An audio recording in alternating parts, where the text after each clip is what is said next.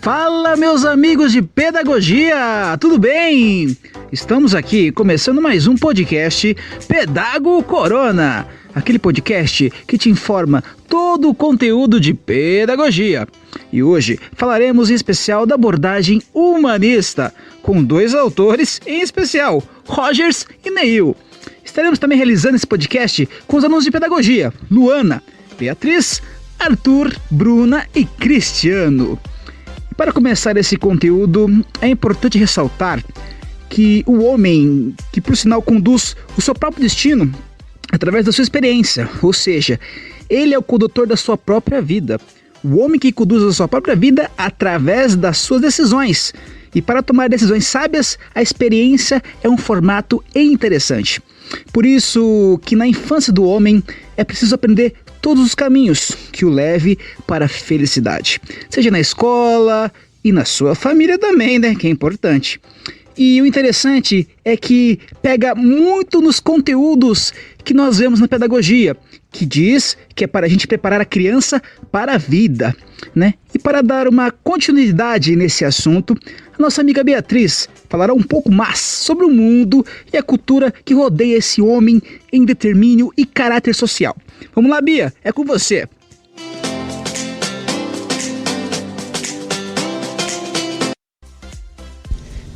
Para Rogers, o mundo é algo produzido pelo homem diante de si mesmo, sendo a realidade um fenômeno subjetivo, pois o ser humano reconstrói em si mesmo o mundo exterior, partindo de sua percepção, recebendo estímulos, experiências e atribuindo significados.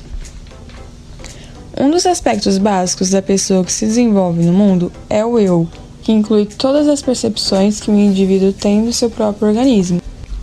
A visão do mundo e da realidade é desenvolvida na medida em que o homem experiencia o mundo, assim adquirindo significados ao indivíduo. Na sociedade e cultura, Rogers não trata especificamente da sociedade, mas preocupa-se com o indivíduo.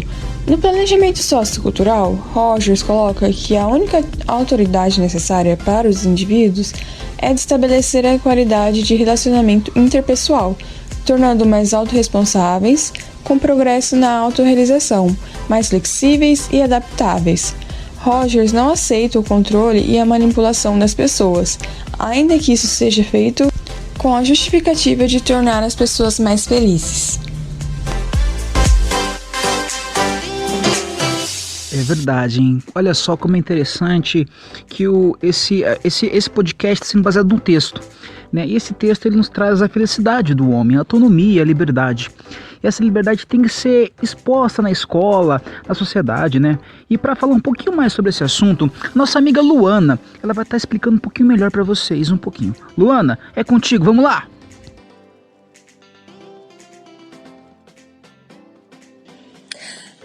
O conhecimento, dentro da abordagem humanista, vem como experiência pessoal e subjetiva, única e exclusiva. É fundamental para a criação e construção do conhecimento. A percepção, então, entra nesse meio como realidade de uma forma que talvez exista uma objetividade, mas que é algo que ninguém de fato o conhece e tem aquilo que foi percebido. Então, nós temos como papel central na elaboração do conhecimento o sujeito único e exclusivo. Entre aspas, ao experienciar, o homem conhece, fecha aspas.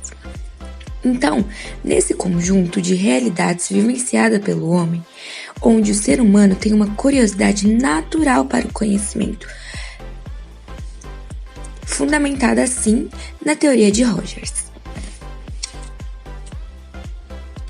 Colocada assim no 3.5 da abordagem humanista. Já no 3.6, vemos a educação diante a abordagem. A educação, ela tem um significado que abrange uma enorme variação de coisas. Porém, nela trata-se da educação do homem, não do sujeito dentro do ambiente escolar ou da instituição de ensino. Pois, como essa abordagem já é caracterizado pelo primado do sujeito. A educação é encontrada na pessoa. Denominada assim, educação democrática, diante da filosofia rogeriana, onde a responsabilidade da educação, fundamentalmente, é do próprio aluno. Digamos que a educação, então, também tem um papel de criação de condição que colabore com essa autoaprendizagem, antes dita, que desenvolva o intelecto e o emocional do aluno.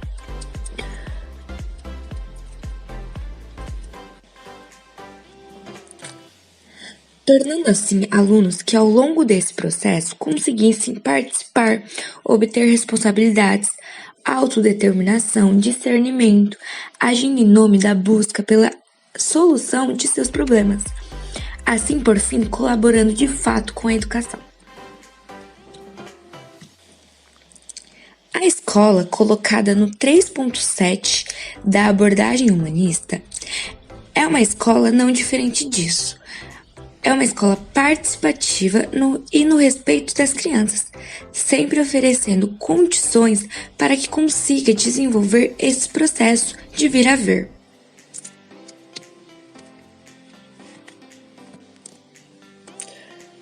Onde desenvolva a autonomia tanto dita.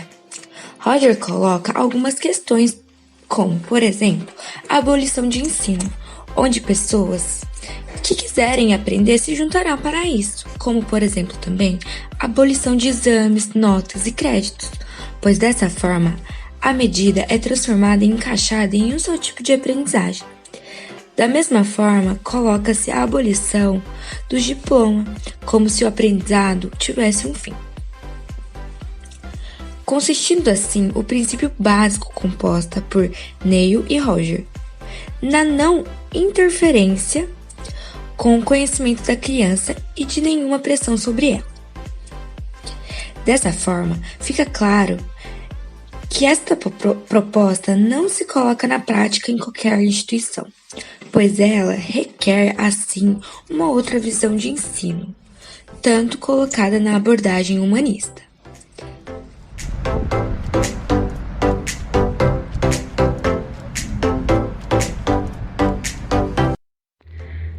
A nossa amiga Luana vem mencionando partes do livro As Abordagens do Processo, da autora Maria da Graça Nicolette Mizukami.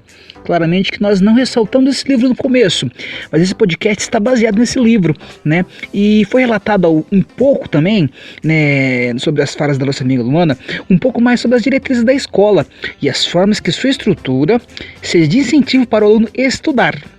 E pensando um pouco mais nesse conhecimento, o nosso amigo Arthur falará um pouco mais sobre o ensino e a aprendizagem, especificando alguns elementos necessários entre o professor e o aluno. E vamos lá, Arthur, é com você! O ensino-aprendizagem se baseia na educação, e no momento em que você educa, você está instruindo. E para instruir, você necessita de um modelo pedagógico para poder se orientar em meio a tantos conteúdos e disciplinas. Sem ela, você não tem um norte para seguir. Então, o modelo pedagógico é algo muito importante. E na sua ausência, há um desenvolvimento muito primitivo, uma maneira muito primitiva, onde os professores são limitados, se tornam limitados por tão fechada que é esta maneira primitiva de se ensinar, pelo simples fato deles só apenas chegarem na sala de aula, passarem um conteúdo e as crianças copiarem.